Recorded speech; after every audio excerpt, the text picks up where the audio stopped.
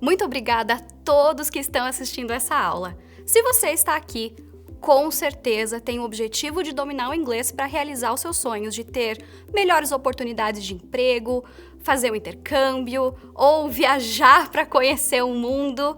E você já sabe, mas não custa lembrar. O nosso propósito na Influx é preparar os nossos alunos e também não alunos para que eles cheguem em menos tempo mais longe com o inglês. E que essa jornada seja a mais incrível possível. Vale dizer que nós temos escolas em todo o Brasil e a gente espera que você possa aprender com a gente nas nossas unidades e também através do Influx Blog com aulas diárias, nas nossas mídias sociais, Instagram, Facebook, Twitter, LinkedIn e nas nossas mídias sociais. Sempre que você tiver dúvidas, você pode mandar pra gente que nós respondemos a todos. Inclusive, muitas vezes a gente cria conteúdo exclusivo com as dúvidas que vocês mandam pra gente. Essa é a nossa segunda aula de uma série de 3, onde nós estamos dando o caminho mais rápido e mais efetivo para você alcançar o domínio do inglês.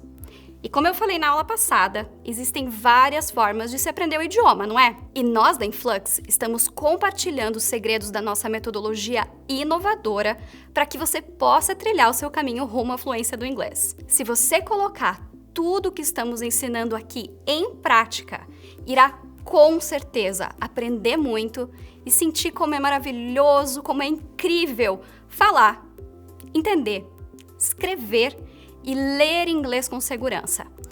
Tudo isso sem travar ou ficar fazendo traduções ao pé da letra. Nós estamos aqui para te ajudar e você pode contar com a gente nesse caminho. Nessa aula, a gente vai falar sobre tradução. Será que ela ajuda ou será que ela atrapalha na hora de aprender inglês? É possível aprender uma segunda língua sem traduzir? Qual é a forma mais eficaz e mais rápida de aprender? Com ou sem tradução? Are you ready? Let's do this! Todo aluno de inglês já se fez essas perguntas. Traduzir ajuda ou atrapalha na hora de aprender inglês? É possível aprender sem traduzir? O ideal é que uma aula seja toda em inglês ou pode ter português? Durante essa aula, vamos responder todas a essas perguntas e trazer maiores esclarecimentos sobre o assunto do ponto de vista pedagógico.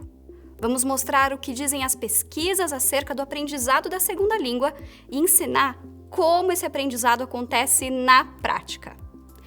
Antes da gente começar a falar sobre essas questões, eu gostaria que você pensasse no seguinte: já aconteceu de você querer descobrir o significado de uma palavra e procurar essa palavra no Google ou no dicionário?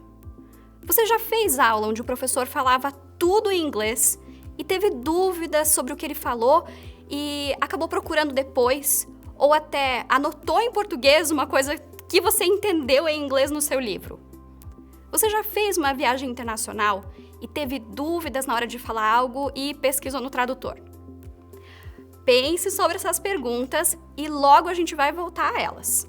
É importante falar aqui um pouco sobre diferentes metodologias de ensino de inglês. Muitos métodos trabalham com a abordagem comunicativa, the communicative approach. Os materiais que trabalham com essa abordagem são quase que, em sua totalidade, totalmente em inglês. E os professores são sempre instruídos a ministrar suas aulas sempre na língua-alvo, partindo do princípio que se faça uma imersão. O aluno vai aprender mediante aquilo que está no material e aquilo que o professor está dizendo. Tudo em inglês. Mais ou menos como a gente aprende a nossa primeira língua. Parece ótimo, não é? O professor fala inglês e você aprende à medida que as aulas passam. A verdade é que muitas vezes o aluno em uma aula como essa não entende grande parte do que o professor fala. Ele nem mesmo entende 100% do que está no próprio material didático. É preciso, então, que o professor utilize recursos como mímicas, desenhos, vídeos, simulações de diálogos, tudo para que o aluno entenda o que está sendo dito ou explicado. E isso pode levar muito tempo, certo? Por que isso acontece? Uma grande parte do tempo das aulas é usado para tentar explicar aquilo que os alunos não entenderam. É claro que algumas coisas são fáceis de entender sem tradução. Veja só, vou ensinar para vocês uma palavra money. Money, posso mostrar uma foto ou só fazer uma mímica. Money, money. Foi fácil de entender, né? Mais uma, olha só. Sleeping, sleeping. Posso fazer uma mímica, posso mostrar um desenho. Sleeping. He's sleeping. Foi fácil, né? Mais uma. Running. She's running. Running. Você provavelmente já entendeu que sleeping é dormindo, running é correndo e money, dinheiro. Mas agora, imagina que eu quero te ensinar a expressão em inglês by the way. Utilizando essas mesmas técnicas 100% em inglês. Nesse caso, o mais comum é tentar ensinar com simulações de diálogo.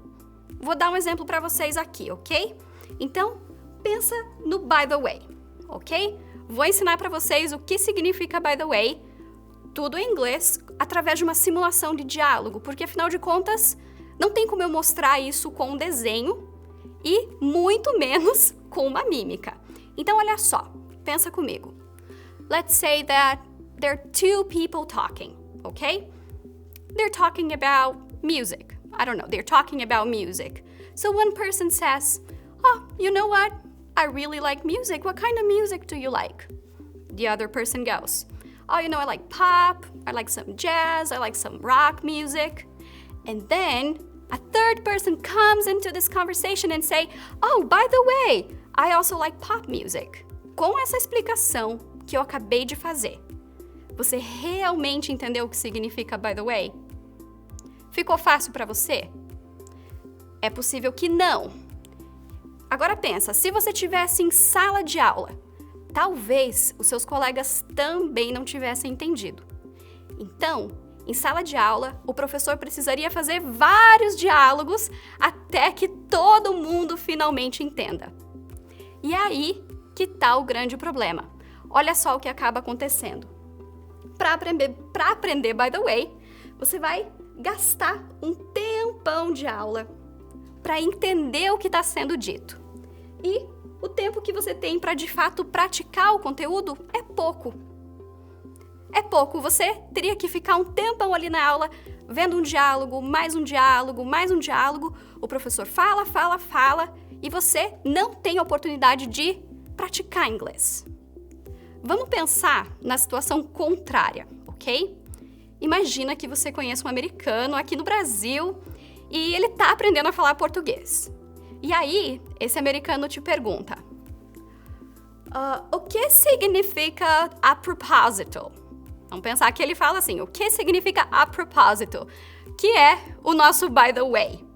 E você precisa explicar, sem falar, que é by the way. Será que seria fácil de explicar? Então agora eu vou fazer a mesma simulação que eu fiz em inglês, agora em português. Tem duas pessoas conversando, elas estão falando sobre música, por exemplo. E aí uma pessoa fala, nossa, eu adoro, curto muito música. E você, que tipo de música você gosta? Eu gosto de pop, eu gosto de jazz, eu gosto de rock. E aí chega uma terceira pessoa nessa conversa e fala assim, por falar nisso, a propósito, eu também gosto de música, que tipo de música que vocês estão falando? Com toda essa explicação, será que essa pessoa entenderia? Vamos pensar então em alguns seguintes chunks. I hope so significa eu espero que sim. I hope not significa eu espero que não. I'm afraid I can't, que significa sinto muito, mas não posso. Anyway, enfim, de qualquer forma. Em uma aula tradicional, que trabalha apenas com abordagem comunicativa, por exemplo, quanto tempo levaria para que um aluno entenda esses chunks simples? Talvez muito tempo. Então, qual seria a solução para isso? Como aprender de forma mais rápida e sem dúvidas do que está sendo dito? A abordagem lexical do inglês Michael Lewis traz uma solução que nós também acreditamos aqui na Influx. No livro Implementing the Lexical Approach, que ele escreveu, há um capítulo que se chama Translation is Inevitable. Ou seja, a tradução é inevitável. E ele nos explica que o processo de aprender uma segunda língua é diferente de como a gente aprende a primeira língua. Existem algumas similaridades, mas é um processo essencialmente diferente.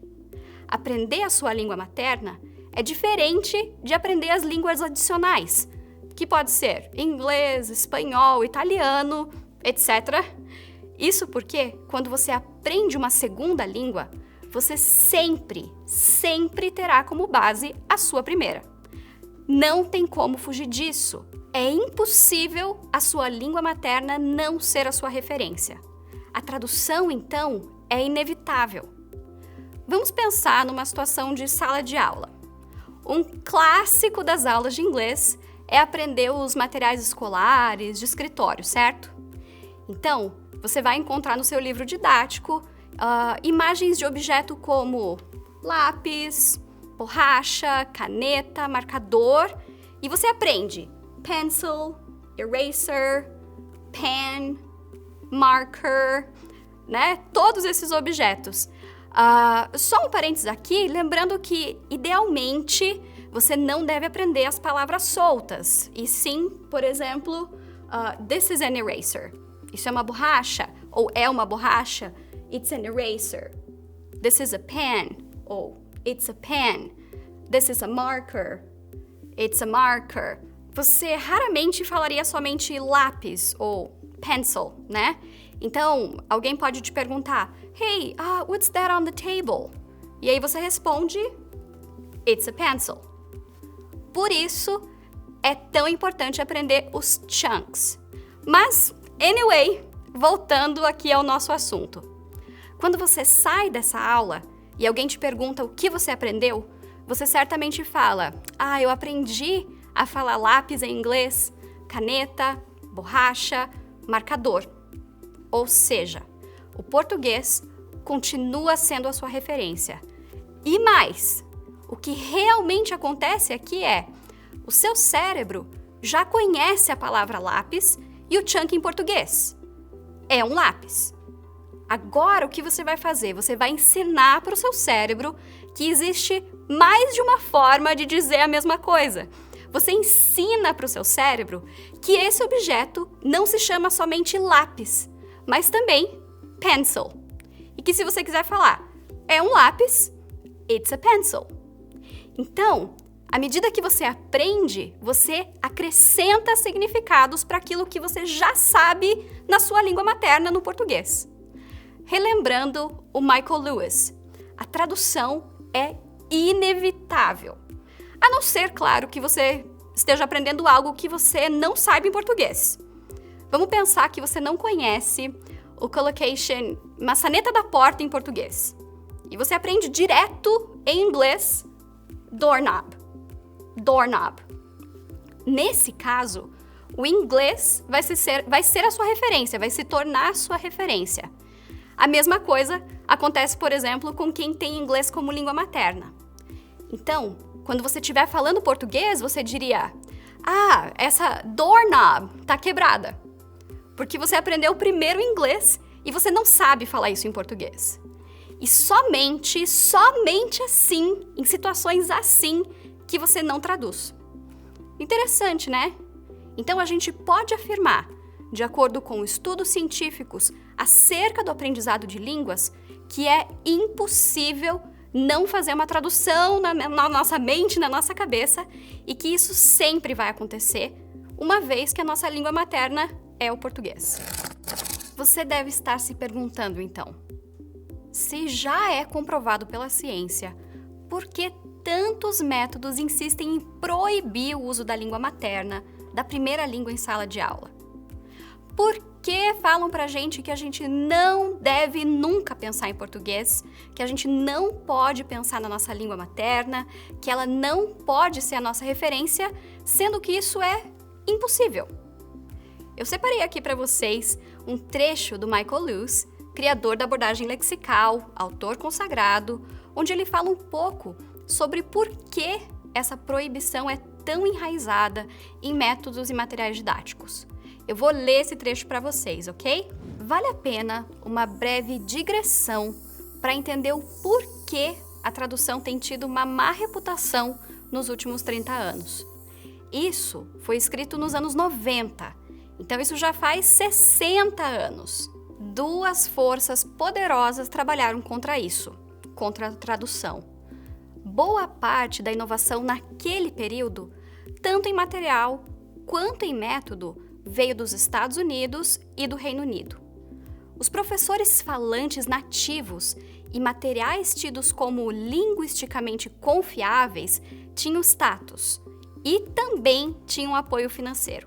As editoras preferem livros globais a específicos para um país.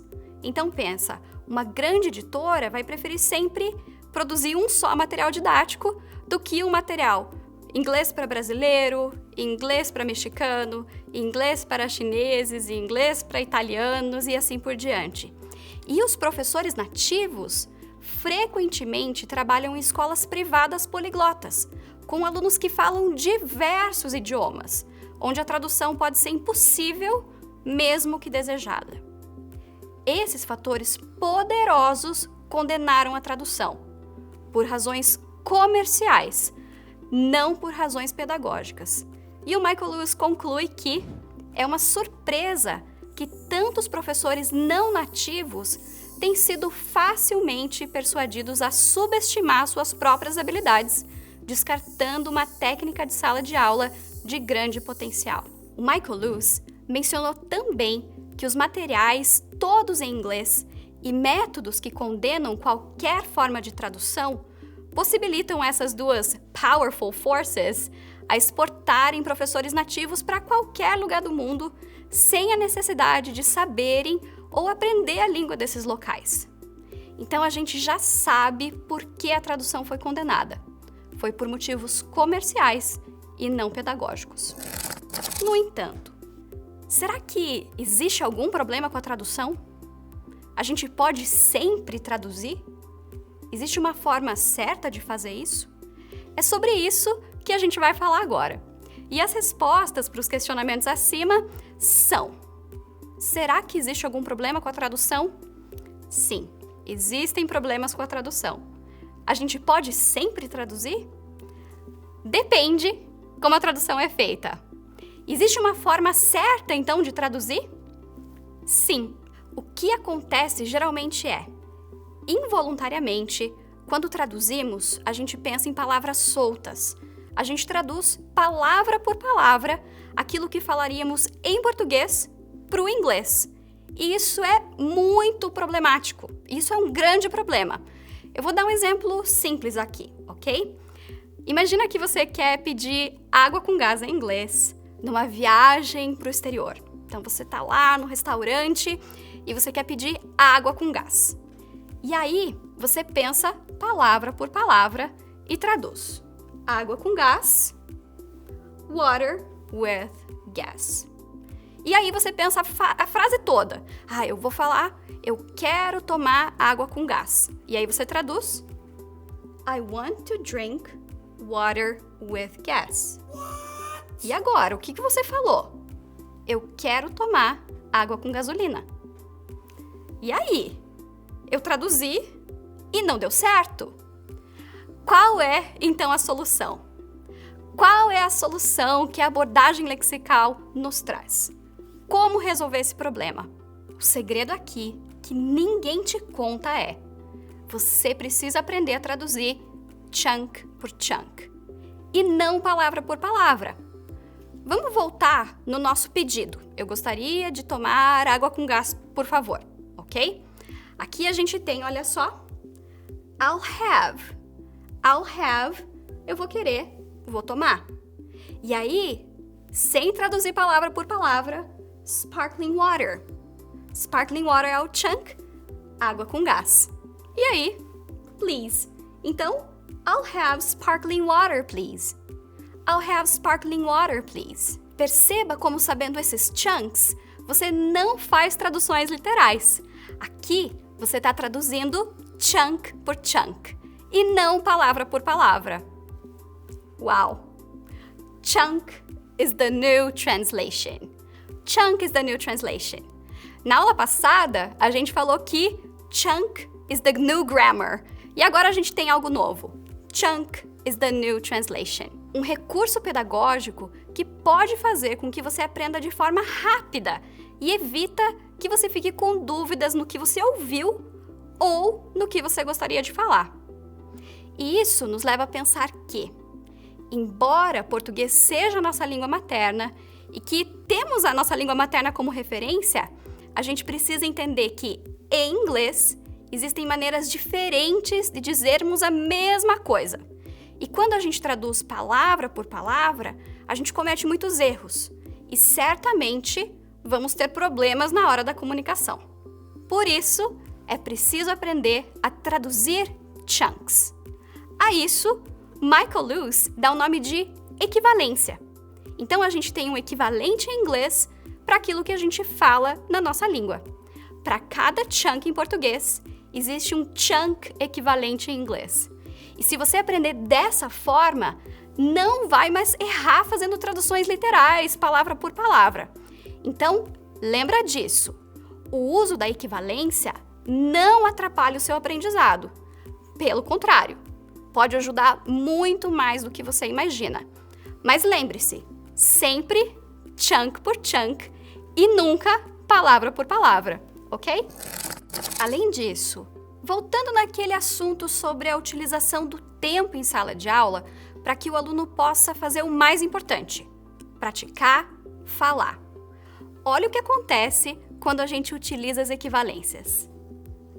Você não vai gastar um tempão tentando entender o vocabulário. A maior parte da aula é usada para praticar, para você colocar em prática, para você falar. Então você já sabe que, by the way, a propósito, por falar nisso, quanto tempo demorou para aprender?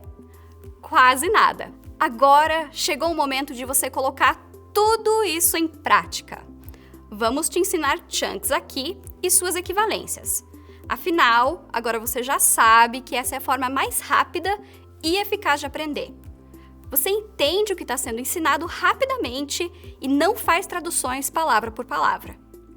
Primeiramente, para você aprender de forma efetiva, pense em uma situação que você gostaria de se comunicar em inglês. Liste quais são as palavras e frases que são importantes nesse contexto. E faça isso em português, porque você já sabe os chunks em português para a maior parte das situações que você gostaria de se comunicar, né? Então, o que você precisa fazer agora é aprender esses chunks que você listou em inglês. Aqui, a gente vai escolher o contexto entrevista de emprego. Entrevista de emprego em inglês. Imagina isso, que incrível você fazendo uma entrevista de emprego em inglês, montando as frases da forma correta, sem cometer gafes, traduzindo palavra por palavra. É isso que eu vou mostrar aqui para você. Então, follow me. Vamos imaginar o que geralmente é dito numa entrevista em inglês e o que o entrevistado pode responder. Então, você provavelmente vai ouvir: me fale sobre você. E aí você vai falar: meu nome é, eu tenho tantos anos, eu moro em, mas eu sou de, sou casado, sou solteiro, sou casada, sou solteira. Além, claro, de falar sobre a sua personalidade. Eu sou uma pessoa dinâmica, eu sou uma pessoa responsável, eu sou uma pessoa proativa. Você também, com certeza, óbvio, vai falar sobre a sua formação. Em português, a gente fala: eu sou formado em, ou tenho especialização em, tenho mestrado em, tenho doutorado em, e assim por diante. Além disso, você vai precisar falar sobre a sua experiência profissional, sobre os seus pontos fortes, seus pontos fracos, responder algumas perguntas chaves de entrevista. Agora, atenção, eu vou ensinar chunks importantes em inglês e suas equivalências nessa situação. Ready? Então, começando a entrevista. A frase mais comum em entrevistas de emprego no mundo todo é: Tell me about yourself. Tell me about yourself. Que significa: me fale sobre você. Aqui, você não precisa ficar com dúvida, será que é say, será que é tell? Você certamente vai ouvir tell me about yourself. Essa certamente é a forma mais comum e mais simples. Porém, quanto mais chunks você souber, mais fácil vai ser de compreender o que houve. Então, veja essas variações que também são possíveis. Tell me more about yourself. Me fale mais sobre você. E ainda, tell me a little about yourself. Me fala um pouco sobre você. Agora, tão importante quanto compreender a pergunta é saber responder, não é? Então, a gente vai te ensinar alguns chunks semifixos para você se preparar para responder a frase. Tell me about yourself, ok? Então, anote esses chunks semifixos para você memorizar e criar as suas próprias frases, os seus próprios exemplos. O primeiro deles, I'm from, que significa eu sou de. Note que essa daqui é a parte fixa do chunk. Então, se você quiser falar, por exemplo, eu sou da Bahia, Bahia é a parte móvel, ou seja, é o que pode ser substituído. Então, I'm from Bahia. E aí a gente pode ter outros exemplos aqui também, né? Olha só, I'm from Brasília, I'm from Brazil, I'm from Curitiba e assim por diante. Agora, para dizer que você mora num lugar, mas nasceu em outro, você pode usar esse chunk aqui. I live in, but I was born in. Então, eu moro em, no, na, né? Mas eu nasci em, no, na. Por exemplo, se você quiser falar, eu moro em Curitiba, mas eu nasci em São Paulo. Take a look. I live in Curitiba, but I was born in São Paulo. I live in Curitiba, but I was born in São Paulo. Alguns outros exemplos aqui. I live in Brasília, but I was born in Salvador. I live in Brasília, but I was born in Salvador. E ainda, I live in New York, but I was born in Denver. I live in New York, but I was born in Denver. Agora, veja mais alguns chunks semifixos para falar sobre a sua formação. Então, a gente tem primeiro aqui, I have a degree in. I have a degree in, que significa sou formado, sou formada em. Repare que você está aprendendo a equivalência do chunk, não fazendo uma tradução literal ou pensando em português. Eu sou formado em palavra por palavra. Você já sabe o chunk inteiro que é I have a degree in. Agora vamos ver isso em frases reais, em frases que você pode realmente usar na hora da sua entrevista em inglês. Olha só, I have a degree in international relations. Por exemplo, I have a degree in psychology. Ainda posso falar, I have a degree in business administration. E assim por diante. E outra forma de falar a mesma coisa seria I majored in. I majored in também significa sou formado, sou formada em. Então, vamos completar agora esse chunk. Olha só. I majored in international relations. Então, eu sou formado, sou formada em relações internacionais. I majored in psychology. Eu sou formado, sou formada em psicologia. I majored in business administration. Então, eu sou formado, sou formada em administração de empresas. E assim por diante. Para falar um pouco da sua personalidade, existem alguns chunks que são comuns em entrevistas de emprego, porque é um vocabulário bem específico. Veja algumas opções que podem ser usadas para completar essa frase e dizer exatamente o que o entrevistador espera de você. Então, olha só. I'm a dynamic person. Eu sou uma pessoa dinâmica. Perceba que aqui a estrutura ela é diferente do português. Então, a gente também fala em português. Eu sou uma pessoa dinâmica. Não dá para pensar literalmente, não dá para traduzir palavra por palavra. Tem que saber o chunk. I'm a dynamic person. Uma outra coisa interessante é que você vai usar a ou an, dependendo da palavra que vem depois. A dica é memorizar o conjunto. Assim, você não precisa memorizar as regras e pensar na regra na hora de falar. Ao memorizar, conforme vamos te mostrar nos exemplos, você deixa a sua fala automática sem pensar muito. e cada vez mais fluente. Então, take a look. I'm a dynamic person. Sou uma pessoa dinâmica. I'm a motivated person. Sou uma pessoa motivada. Mais alguns exemplos. I'm an easygoing person. I'm an easygoing person. Eu sou uma pessoa fácil de lidar. E ainda, I'm a hardworking person. I'm a hardworking person. Sou uma pessoa que trabalha duro, sou uma pessoa trabalhadora. Agora, basta você anotar esses chunks e criar exemplos reais com as suas próprias informações e praticar. Vamos pensar em mais alguns outros exemplos, coisas que são comumente faladas numa entrevista de emprego. Olha só. What are your strengths? What are your strengths? Que significa quais são os seus pontos fortes. Essa é uma pergunta-chave em entrevistas de emprego em inglês.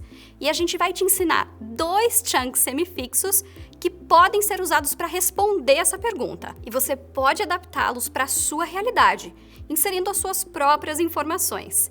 So take a look.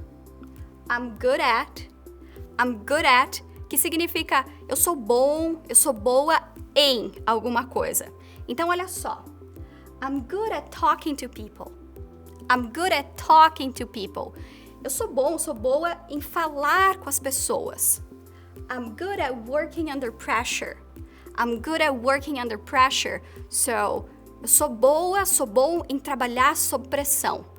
Veja aqui, a gente tem uma gramática importante. Tem sempre ing no verbo e com repetição, criando seus próprios exemplos, você vai assimilar essa gramática de forma natural. Então, se você quiser falar, por exemplo, eu sou boa em resolver problemas. Take a look. I'm good at solving problems. I'm good at solving problems. Ok? Essa próxima pergunta pode pegar muita gente despreparada. What are your weaknesses? Quais são os seus pontos fracos? What are your weaknesses? Não é tão fácil admitir alguns pontos de melhoria sem comprometer seu resultado na entrevista. Então, para você não gaguejar e não ficar procurando as palavras na hora de responder, a gente separou alguns chunks úteis para você memorizar. Take a look. I'm not very good at. I'm not very good at. Eu não sou muito bom, não sou muito boa em. Take a look. I'm not very good at speaking in public. I'm not very good at speaking in public. Então, eu não sou muito bom, muito boa em falar em público. I'm not very good at negotiating. Eu não sou muito bom, muito boa na negociação. I'm not very good at negotiating. E por fim, I'm not very good at delegating. I'm not very good at delegating. Não sou muito bom, muito boa em delegar. No final da entrevista, existem alguns chunks fixos que são quase que um protocolo, são muito comuns. E para você não escorregar nesse momento crucial, a gente separou alguns chunks aqui para você praticar. É muito possível, então, que o entrevistador te fale algumas dessas frases fixas aqui. That'll be all. That'll be all. Isso é tudo. That's it. That'll be all. Ou ainda, thank you for coming. Obrigada por ter vindo. We'll be in touch. We'll be in touch. Veja a importância de não fazer a tradução palavra por palavra, e sim chunk por chunk. We'll be in touch. Nós entramos em contato. E ainda, we'll let you know. We'll let you know, que também significa nós entramos em contato, nós te avisaremos. E para responder, alguns chunks que você pode usar aqui são thank you for your time. Thank you for your time. Obrigada pela atenção. Take a look. It was great meeting you. Foi um prazer conhecê-lo, foi ótimo conhecê-lo. E ainda, I'm looking forward to hearing from you.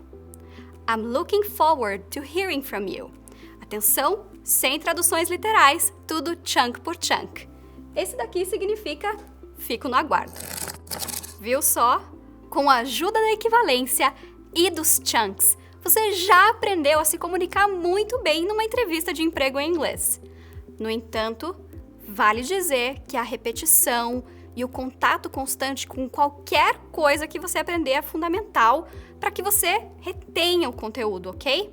Então, lembre-se de repetir tudo isso muitas vezes, falar em voz alta, fazer simulações, fazer um vídeo de você mesmo falando. Tudo isso ajuda muito. Então, relembrando tudo que a gente aprendeu até agora. Na aula passada, a gente falou que chunk is the new grammar. E mostrei aqui que não é preciso aprender gramática através das regras.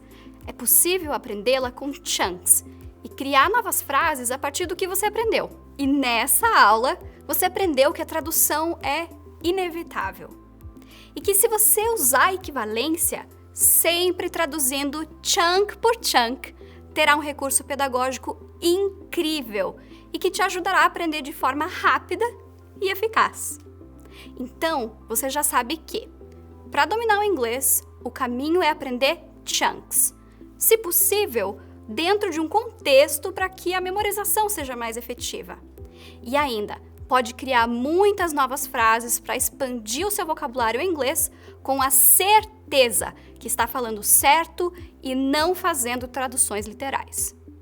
Em nossa próxima aula, eu vou falar mais aqui sobre o aprendizado através dos chunks. Você vai ter uma aula inteira para desenvolver a sua habilidade de chunking. E você vai sentir na pele a alegria de já falar inglês com a certeza que está falando a coisa certa. Então, continue nos acompanhando. E claro, se você gostou de aprender dessa forma, vale a pena conhecer o método de ensino da Influx, que une duas das mais eficazes abordagens de ensino da atualidade, a abordagem lexical e a abordagem comunicativa, e que traz como peça central o ensino através dos chunks of language. E levamos você a aprender a equivalência dos chunks sem traduções literais. Se você deseja alcançar o inglês de alto nível em menos tempo, estude através de chunks e conheça o método de ensino da Influx. Você vai se surpreender. Bye for now.